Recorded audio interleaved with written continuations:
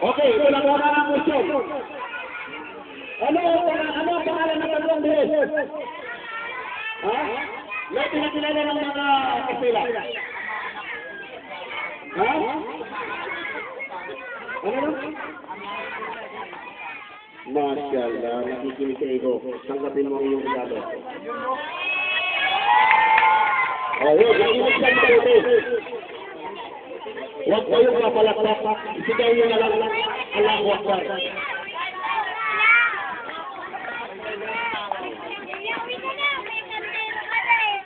Ngayon, sino ang kanilala ng mga Kristiyano? Ama, Anak, at Espiritu. Ilan ang Diyos kayo? Yan ang dala ng mga kasila. So ito lang nangyari.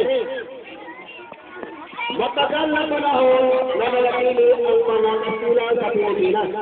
Diba? Yang matami ang ating mga lidero, sila'y nagputaka. Ang iba na hindi nahuli.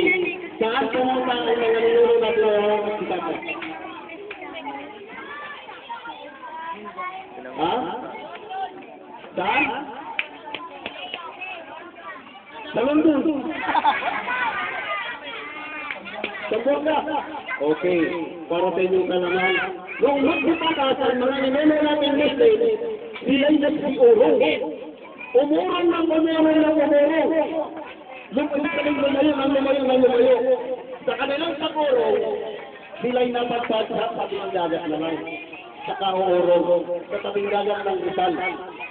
Ngayon ay tinawag at pinangalanan, Morong Rizal. Ang ibig sabihin ng Morong Rizal, mga umurong. Kaya doon pinangalanan ang lugar na yun na Morong Rizal. Tandaan niyo yung sinasabi ko ay mga bayan ha. Tandaan niyo yung ibon eh. Muling nagatwa sa ating mga ninunod pagkatapos ng nakulang. At muling nag-ipon-ipon ang mga Muslim na napitirang nakatira sa Morong Rizal. Lahat ng nakatira doon, nag-ipon-ipon at nakaisang muling ipagtanggol ang Pilipinas para mabago ang Pilipinas. Kanino?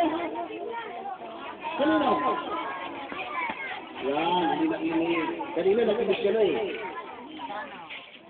Para ipagtanggol ang Pilipinas at kunin kay Legazpi na siyang nagsakop ng Pilipinas. Ngayon, ang mga ninuno natin, nag-iipon na naman sila muli, bumangon silang muli. At muling tumayo. At silang nagkaisa hanggang sa huling patak ng dugo ipagtanggol ang Pilipinas. Nag-ipon ang lahat ng Muslim sa Rizal. Walang Morong Rizal. Silang nag-ipon-ipon at ang kanilang lugar na pinagtayuan ng muli ng katipunan, pinangalanan Pinangunan Rizal.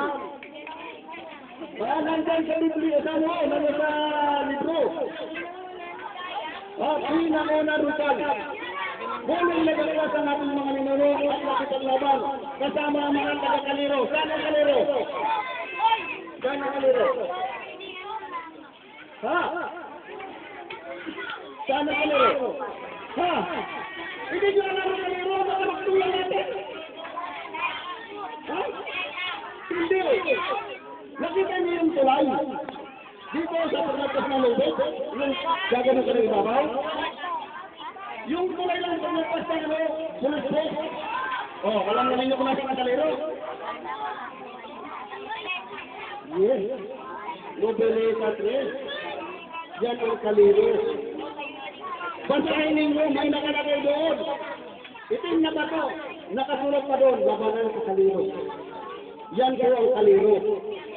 Dito nakarating yung mga ninuno natin ng galing ng Pinangunan Rizal.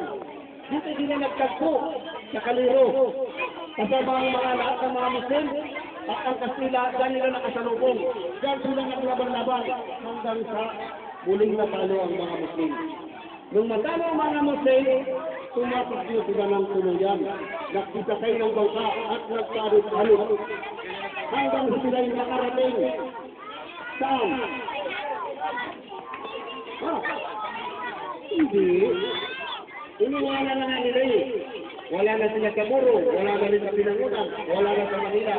Nagpalayag-layag na sila kung nagpalayag-layag lang sa amin. Ha? Nagpalayag-layag na lang.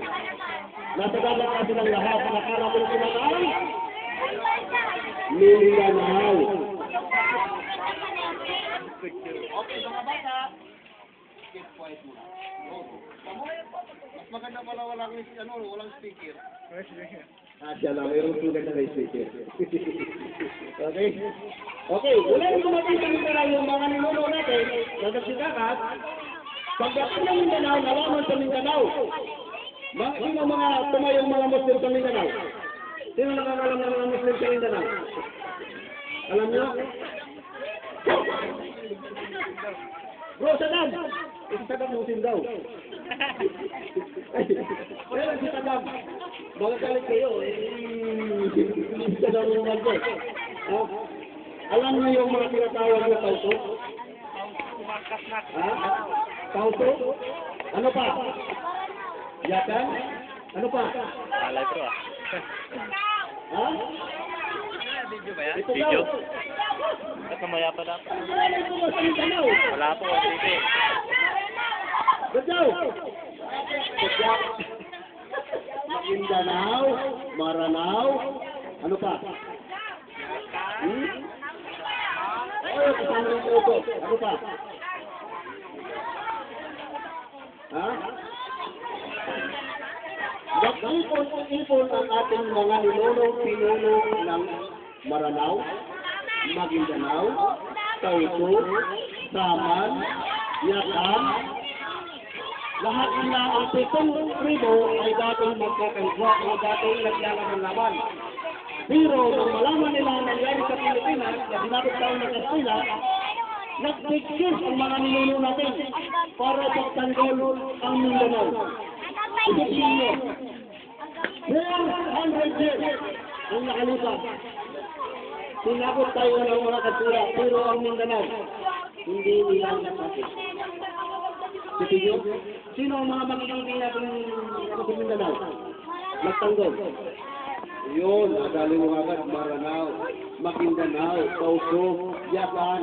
Yung mga sinasabi nating mga Muslim na walang hiya, yun pala ang nagtanggol ng Pilipinas. Isipin nyo, yung mga Muslim sa Mindanao, yun pala ang nagtanggol ng Pilipinas.